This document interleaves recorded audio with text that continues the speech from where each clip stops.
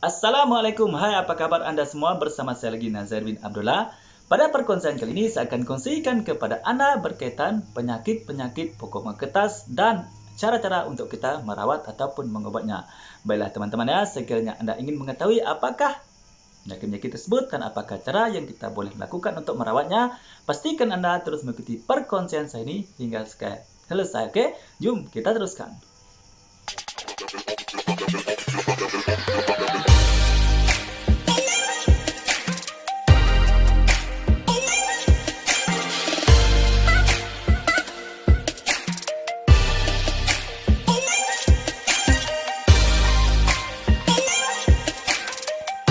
Oke, baiklah teman-teman, seperti biasa teman-teman ya, saya akan kongsikan kepada Anda secara bareng-bareng saja, secara santai dan ringkas-ringkas saja ya. Ini saya khas tujukan kepada Anda seorang peminat pokok bunga kertas ya, yang mana Anda tidak mengetahui apakah jenis penyakit dan bagaimanakah cara kita merawat atau mengobatnya. Itu jenis-jenis penyakit yang sentiasa didapati ataupun terkenal kepada pokok bunga kertas ya teman. Ini antara penyakit tersebut, dan saya akan kongsikan kepada Anda cara kita merawatnya, insyaAllah. Okey, baiklah teman, seperti biasa teman, kita teruskan pembicaraan kita ni kepada penyakit dan cara mengobatnya. Okey, penyakit yang pertama teman, penyakit pertama adalah masalah daun kerinting. Ini adalah kebiasaannya. Kebiasaan pertama iaitu masalah daun kerinting ataupun penyakit daun kerinting.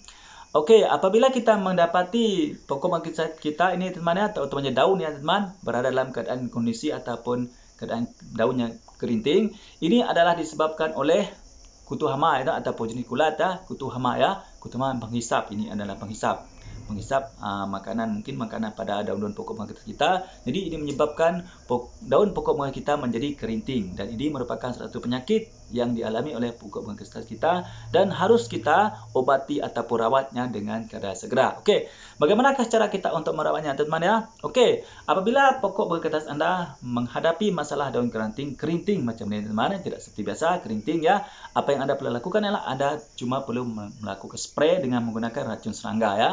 Spray dengan menggunakan racun serangga. Lepas tu yang kedua teman, Anda perlu menggunakan media yang lebih subur lagi ya, mempunyai nutrisi yang lebih banyak lagi, sebab apabila pokok Anda mempunyai nutrisi yang lebih banyak, ini akan membantu membanyakkan makanan-makanan dalam pokok bunga kertas Anda, dan daun pokok bunga kertas Anda akan mencukupi vitamin semua ya dalam tu, dan akan antibodi daun tu sukar untuk diserang oleh kutu hama macam tu. Jadi tidak akan berlaku daun kerinting lagi. Itu adalah langkah yang Anda boleh lakukan apabila Anda mendapati daun pokok bunga kertas Anda dalam keadaan kerinting. Okey, itu penyakit yang pertama, dan itu tadi solusinya ataupun secara penyelesaiannya. Okey, kita pergi kepada penyakit yang kedua, teman. Penyakit yang kedua ialah apabila Anda mendapati daun pokok bunga kertas Anda berwarna kuning atau menguning ya, daunnya menguning. Kan biasanya kalau pokok bunga kertas kita sehat teman, dia akan memiliki warna hijau tua. Itu adalah dalam kondisi daun yang sehat. Tetapi apabila Anda mendapati pokok bunga kertas Anda berdaun menguning, ini adalah satu tanda menyatakan bahawa ada penyakit yang dihadapi ataupun diidapi oleh pokok bunga kertas Anda, iaitu ini adalah kerana di dalam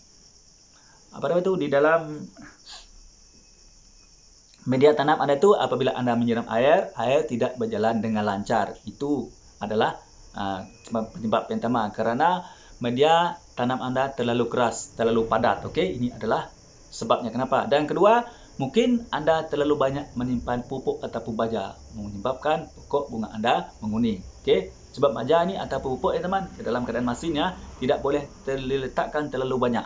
Okey, itu yang keduanya. Dan yang ketiganya, mungkin terlalu padat ya, media tanam di dalam pot Anda itu terlalu padat, kering dan tidak mempunyai oksigen ya. Apa yang Anda perlu lakukan adalah Anda kena mengganti dengan media yang baru. Yang penting macam mana teman? Media baru ialah media yang sesuai. Pastikan media tanam itu memiliki sifat poros dan gembur. Poros dan gembur, ingat ya, poros. Kenapa poros? Kerana membantu pengaliran air yang mudah. Kenapa gembur? Kerana memudahkan penjalanan akar dan juga memudahkan pembekalan oksigen di dalam media tanam, kerana oksigen sangat diperlukan oleh akar untuk membantu persuburan pertumbuhan akar. Itu yang kedua, penyakit dua. Okey, lepas tu yang apa Anda perlu lakukan ya untuk menyelesaikan yang seterusnya ialah pastikan Anda membuat lubang pot yang besar. Okey, pada pot Anda tu pastikan membuat pot yang besar. Pot yang lubang yang sedikit kecil dan juga sedikit juga merupakan penyebab ya mengapa daun pokok bunga kertas Anda menjadi kuning, sebab air lambat mengalir. Apabila air lambat mengalir, ini bermakna media tanam Anda terlalu basah. Jadi apabila basah, pokok Anda stres dan mengakibatkan daun menjadi kuning. Okey, itu penyakit yang kedua. Okey, penyakit ketiga teman, daun pokok bunga kertas Anda menghitam. Ya, ini bukan daun tua ya, ini ada daun muda. Apabila Anda menghadapi pokok bunga kertas Anda berdaun hitam, daun muda, bukan daun tua ya, daun muda dalam keadaan berwarna hitam, ini adalah kerana teman penyakitnya adalah kerana terkena kulat ataupun jamur ataupun cendawan ya. Ini adalah penyakitnya.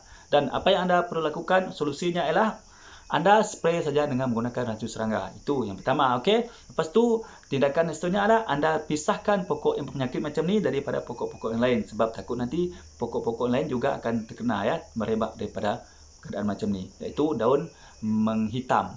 Daun muda, ingat teman, daun muda ya, bukan daun tua ya. Kalau daun tua tak menjadi masalah. Ini daun muda ya, daun muda. Okey. Macam tadi, ini adalah kerana serangan kulat, jamur ataupun cendawan. Yang penting Anda lakukan ialah solusinya, penyelesaiannya, Anda spray menggunakan racun serangga dan pisahkan dari pokok-pokok yang sehat yang lain. Okey, itu penyakit yang keempat. Yang ketiga, okey. Dan sekarang kita pergi ke penyakit yang keempat. Batang kena cendawan. Okey, kebiasaannya pokok bunga kertas kita teman yang mudah sangat terkena cendawan ialah pokok yang kita sudah agak tua, yang sudah agak dewasa, betul, agak lama itu.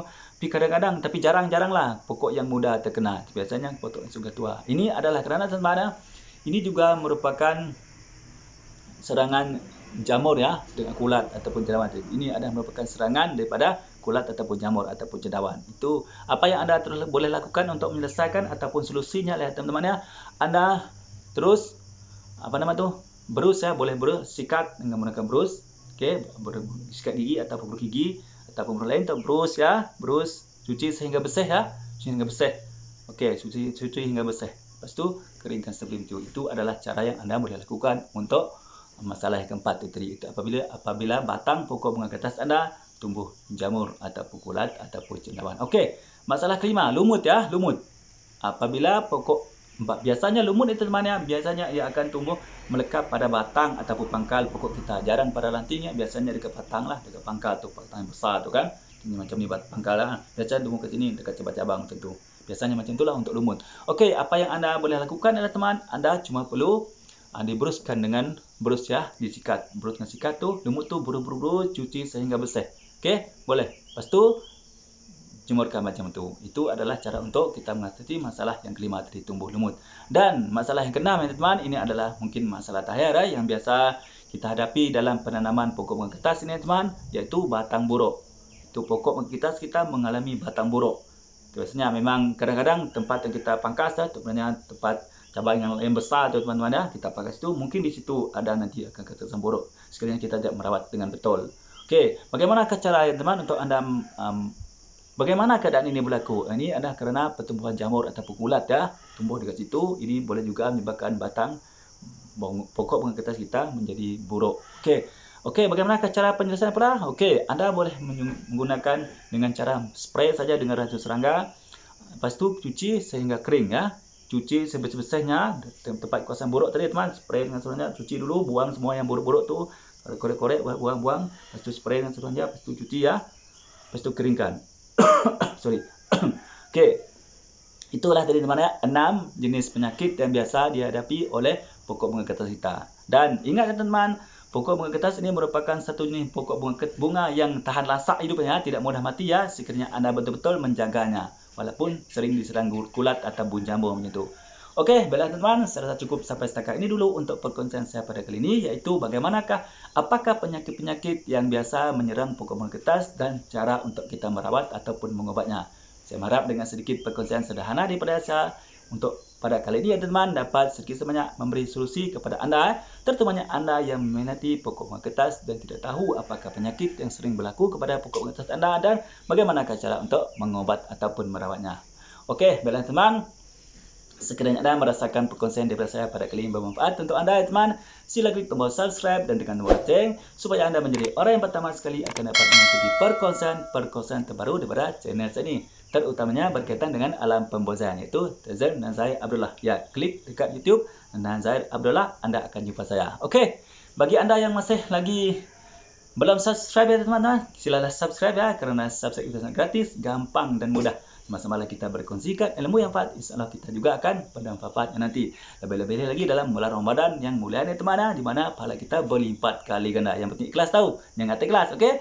Oke, teman-teman, sekiranya Anda ada persoalan ataupun cadangan ya, sila tulis di ruang komen ya. InsyaAllah saya akan menjawab pertanyaan Anda. Terima kasih sekali lagi saya ucapkan kepada Anda semua kerana sudi mengikuti perkongsian saya pada kali dari mula hingga selesai. Baiklah teman, semoga pada seperti biasa teman, sebelum saya mengakhiri perkongsian saya pada kali ini, mari kita sama-sama berselawat kepada kekasih kita Nabi Muhammad SAW. Mudah-mudahan kita mendapat semuanya dari dunia sampai akhirat. Jom kita salat.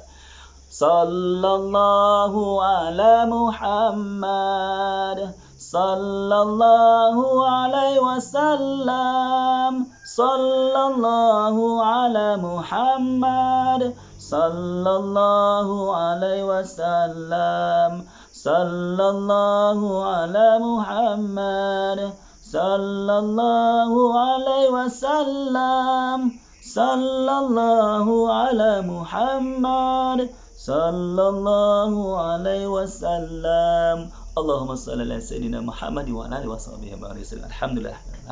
Baiklah teman, mudah-mudahan kita mendapat sepanjang dari dunia sampai akhirat. Baiklah, cukup sampai setakat ini. Cukup sampai setakat ini dulu. Salam satu bis, salam mulia. Bye bye. Assalamualaikum.